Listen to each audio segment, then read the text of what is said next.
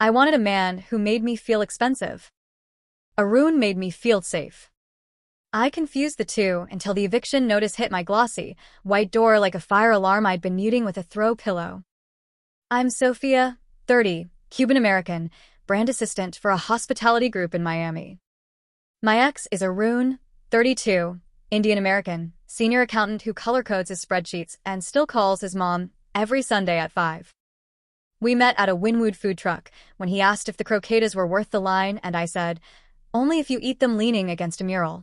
He laughed, bought two, and held napkins like he'd trained for spills. Arun and I fit in all the boring, perfect ways. He'd pack mangoes and sea salt for our Key Biscayne beach days. I'd fall asleep with my cheek on his shoulder while he explained why compound interest is boring on purpose. He wasn't stingy. He was deliberate. When I teased, "You Venmo your feelings," he smiled and said, "I just want future US to have options." I heard future US and pictured a skyline.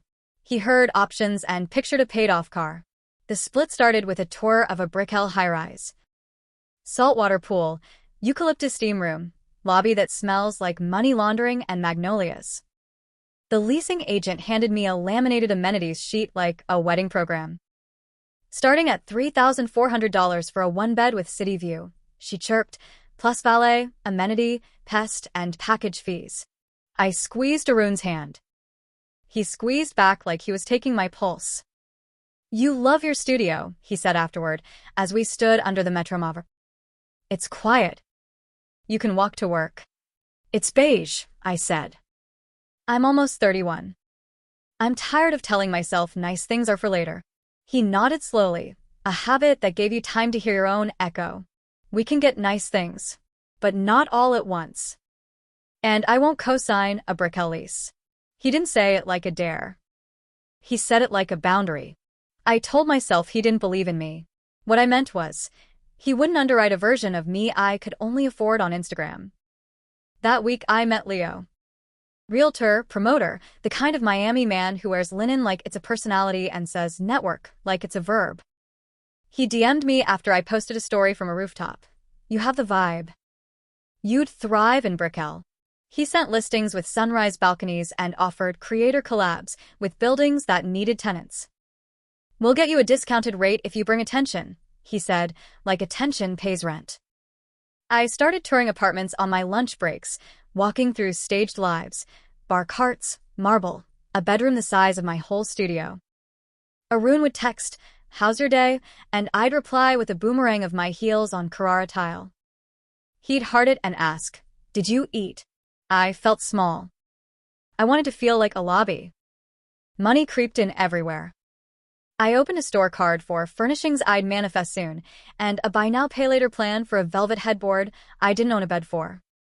I applied for an Amex because points are adulting, and I added Arun as an authorized user, so he wouldn't have to pay for dinners anymore. He calmly asked me to remove him. "Authorized users inherit your utilization," he said. "If you miss a payment, my score drops for a couch I didn't sit on." I told my friends he was stingy. They told me to find someone aligned with my lifestyle. Lifestyle meant photos. Alignment meant yes. When Leo texted, "Penthouse level available. Partial bay view. Corporate-backed lease flexible," I went at once. Corporate-backed meant a third-party company takes the master lease and subleases to tenants the building thinks will look good on TikTok. The rep said, "You can terminate early with a fee. We're not like traditional leases." She slid the agreement quickly, tapping where I should initial like it was a game.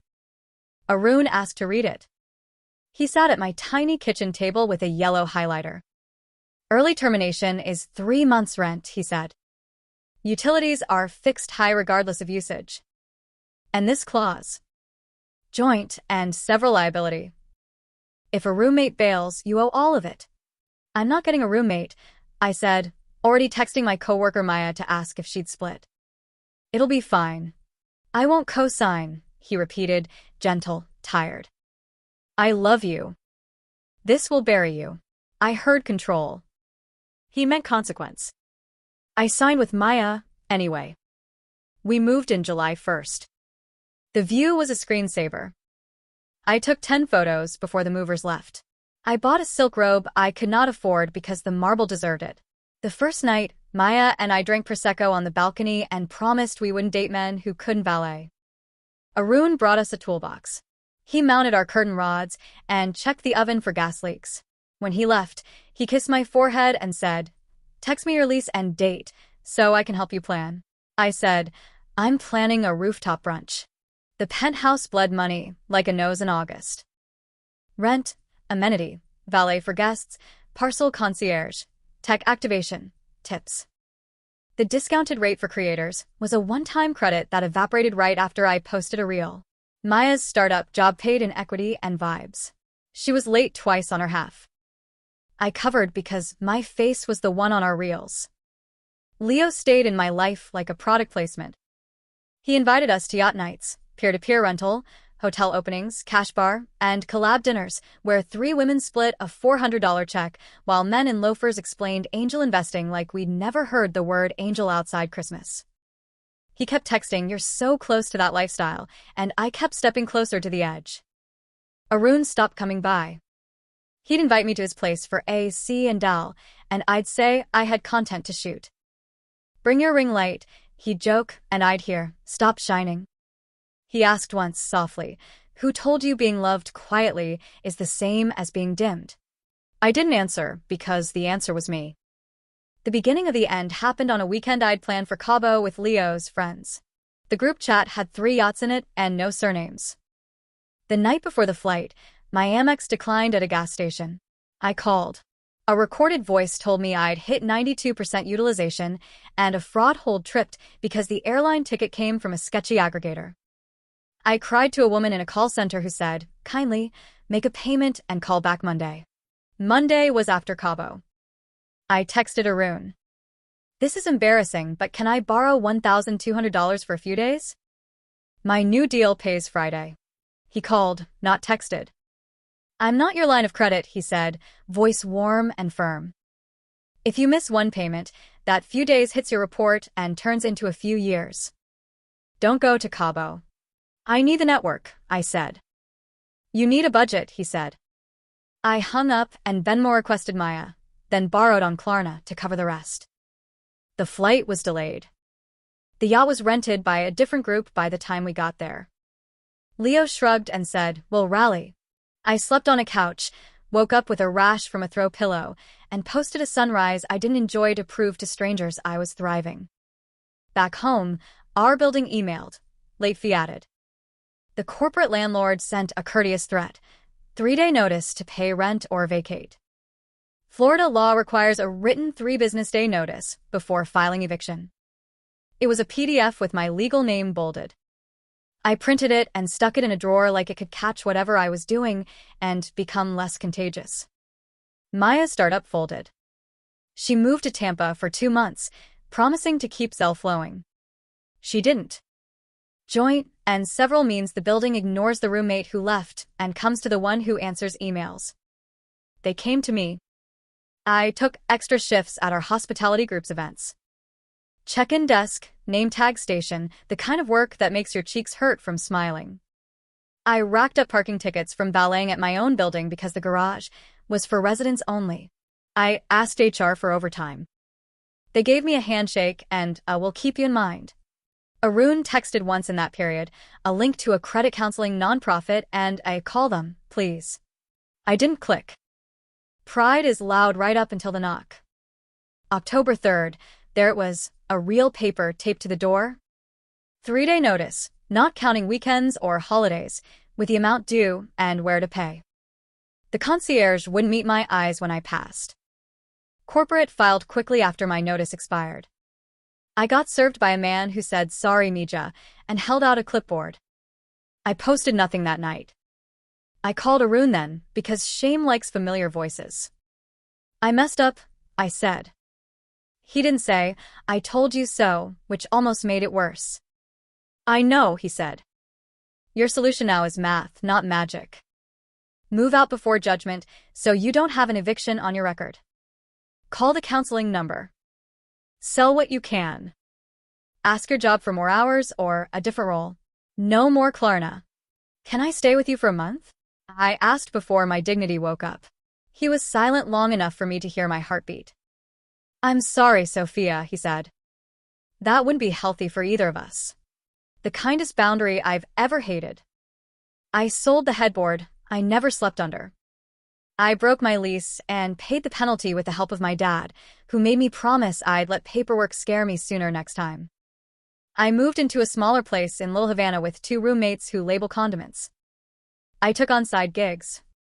Event check-ins, dog walking, product sampling at Publix. Do you know how heavy a tray of pigs in a blanket is when you're carrying your dignity too? I called the number Arun sent. The counselor didn't fix me. She stuck my debts in order and gave me scripts. Call. Negotiate. Get it in writing, she said. Boring, like compound interest. 2 months later, I saw Arun at a Sunday market in Coral Gables. He was with a woman in a coral dress and flats. Lucia, I learned later, an elementary school teacher who laughs with her whole face. They were looking at ceramic planters and talking about herbs like they planned to cook together forever. He saw me and waved.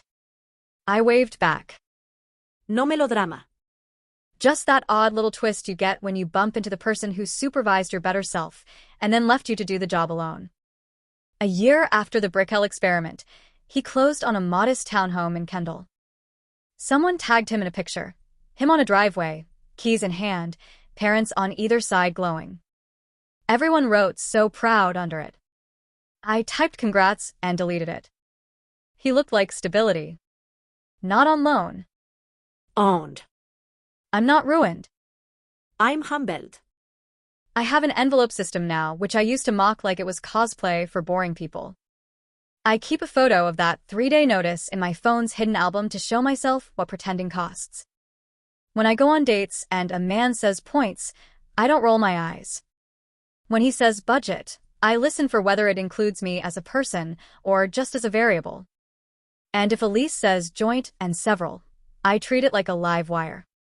The last time I texted Arun, I sent a picture of a pot of beans I'd made from scratch and wrote, "Future me is full." He replied with a mango emoji. Some loves become recipes. That's not failure. That's food.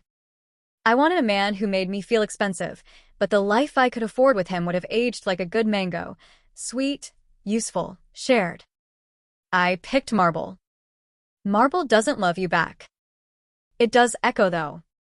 If you listen, you can hear yourself learning. My remarks. Hey guys, thanks for watching the video. Well, she traded safety for optics. Signed a corporate sublease with hefty fees, added BNPL plus high utilization, and ignored joint and several liability when the roommate bailed. In Florida, landlords can post a 3-business-day pay or vacate notice before filing. Once filed, an eviction can haunt rentals and credit.